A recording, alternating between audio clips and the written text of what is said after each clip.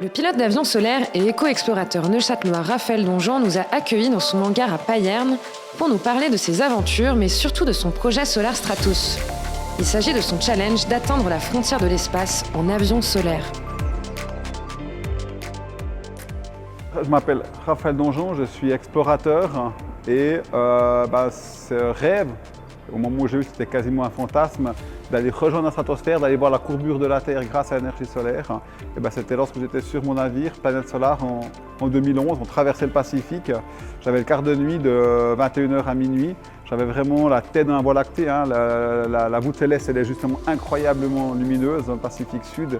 Et voilà, c'est là qu'il y a eu ce flash. Je me dis, mais pour promouvoir l'énergie solaire, si on pouvait rejoindre la stratosphère énergie solaire, réaliser la légende d'Icare 4000 ans plus tard, ça pourrait être une aventure extraordinaire.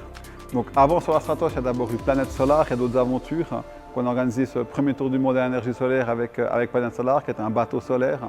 Et puis c'est lors de ce tour du monde que j'ai eu cette idée de tenter de rejoindre la stratosphère comme idée finale, d'aller voir la courbure de la Terre grâce à l'énergie solaire. La grande différence de cet avion par rapport à un autre avion, c'est que c'est un avion qui est capable de produire sa propre énergie. Donc qui est capable, grâce aux rayons du soleil, à recharger ses batteries. Il y a une dizaine d'avions solaires dans le monde, il n'y a que 2 avions solaires biplaces dans le monde, qui était plutôt un motoplaneur qui a été modifié. Donc on est parti d'un avion qui existait, un monoplace, construit par Kane Golagan, qui est donc un architecte et un ingénieur aéronautique, et qui a imaginé cet avion pour lui permettre de rejoindre la stratosphère. Donc on essaie de faire un avion le plus léger possible, et qui est capable de produire un maximum d'énergie et de monter à ces altitudes. Donc c'est assez compliqué parce qu'il y a des choses qui sont contradictoires bien sûr.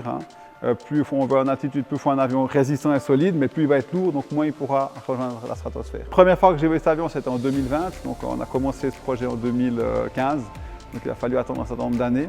Et c'était juste incroyable parce que voilà, j'ai voyagé en voiture solaire, j'ai voyagé en bateau solaire, et donc là, je me déplaçais en avion solaire, et puis à un moment donné, quand vous êtes en vol stabilisé, vous voyez l'avion qui consomme moins d'énergie que ce qu'il produit. Et ça, c'est un moment assez incroyable parce que vous volez vraiment grâce à la force du soleil. Donc on fait des vols, on a fait le saut avec Géraldine en dessus d'Herbiers, on a consommé à peu près 18 kWh, donc même pas 2 litres d'essence pour faire 1h30 de vol et monter à 3000 mètres d'altitude et la faire sauter en dessus d'Herbiers. Donc c'est juste incroyable. Voilà, puis maintenant le but d'aller toujours plus haut. Pour moi, la vie, c'est des expériences. Et c'est un peu mon côté, je dirais, spirituel. C'est que pour moi, je suis ici pour vivre des expériences à titre personnel, pour progresser à titre individuel, mais que ça doit aussi avoir un sens pour l'intérêt collectif.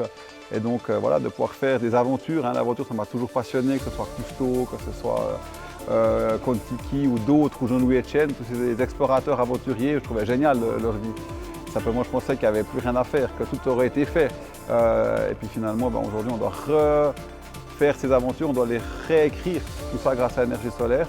Un rêve de pouvoir vivre des aventures.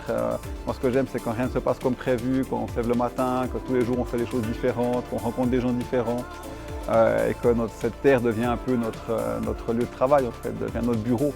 D'abord, j'ai fait mécanicien, après j'ai fait l'école d'ingénieur, après j'ai fait ambulancier. J'ai voulu faire la formation de guide de montagne, de faire du sauvetage. Et puis en fait, ça a été une chance parce que c'est toutes ces formations complètement différentes qui m'ont permis d'avoir les compétences pour ensuite faire ce que je fais aujourd'hui. Et puis voilà, donc finalement on voit que des fois on se dit qu'on ne va jamais y arriver et puis d'un coup on se retrouve à faire ce qu'on aime. Et puis maintenant je suis pilote d'avion solaire, on n'est pas beaucoup dans le monde, donc c'est une chance incroyable. C'est que si on veut faire de l'innovation, si on veut faire des choses qui sont ambitieuses, il faut faire quelque chose de difficile, en acceptant que peut-être on ne réussira pas. C'est clair que c'est un job plus dangereux de faire des projets comme ça à Stratos, de sauter d'un avion électrique et solaire, c'est plus dangereux que si on est dans un bureau bien au chaud. Mais en fait, on essaie de tout faire pour limiter le risque. Et si c'est une aventure, il doit forcément y avoir du risque. Si on fait quelque chose où il n'y a plus de risque, c'est plus une aventure.